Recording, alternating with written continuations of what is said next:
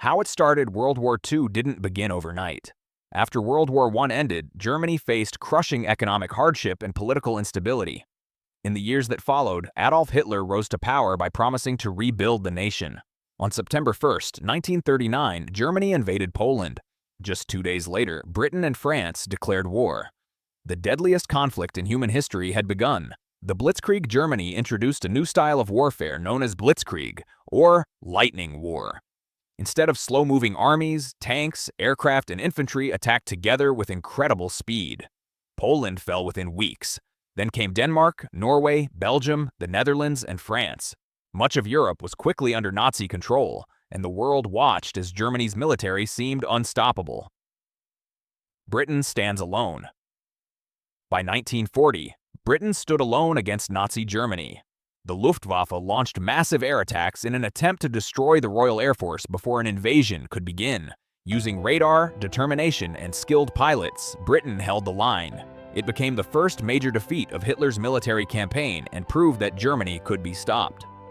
Pearl Harbor. On December 7, 1941, Japanese aircraft launched a surprise attack on Pearl Harbor, Hawaii. Battleships burned, aircraft were destroyed, and more than 2,400 Americans lost their lives. The following day, the United States declared war on Japan. Days later, Germany declared war on the United States. The conflict had become a true world war. Turning the tide. In 1942 and 1943, the momentum began to change.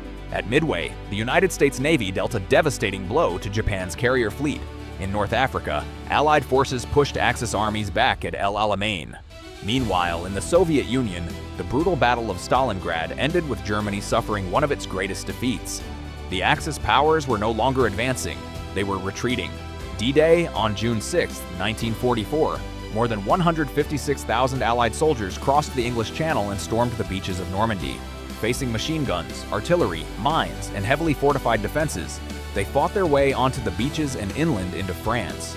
D-Day marked the beginning of the liberation of Western Europe and opened a new front against Nazi Germany, the Pacific War. While Europe fought to defeat Germany, the Pacific remained a brutal battlefield. American forces fought island by island across the Pacific Ocean. Battles like Iwo Jima and Okinawa were among the bloodiest of the war. Every victory came at an enormous cost, but each island brought Allied forces closer to Japan. The end in April 1945, Adolf Hitler died as Allied forces closed in on Berlin. Germany surrendered in May, ending the war in Europe. But fighting continued in the Pacific.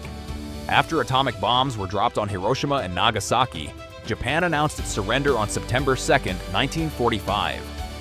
After 6 years of global conflict, World War II was finally over. The cost. The victory came with an unimaginable price. An estimated 70 to 85 million people lost their lives, including soldiers and civilians from around the world. Entire cities were destroyed. Families were torn apart. The war reshaped nations, accelerated technology, and changed history forever. Its lessons continue to influence military strategy, international politics, and the value of peace. The lesson World War II reminds us how quickly conflict can spread, how costly freedom can be, and how ordinary people can rise to extraordinary challenges. The courage of those who served, sacrificed, and endured should never be forgotten. History doesn't exist only to tell us what happened. It exists to teach us what can happen again if we fail to learn from it. Honor those who came before us. Stay prepared. Keep learning.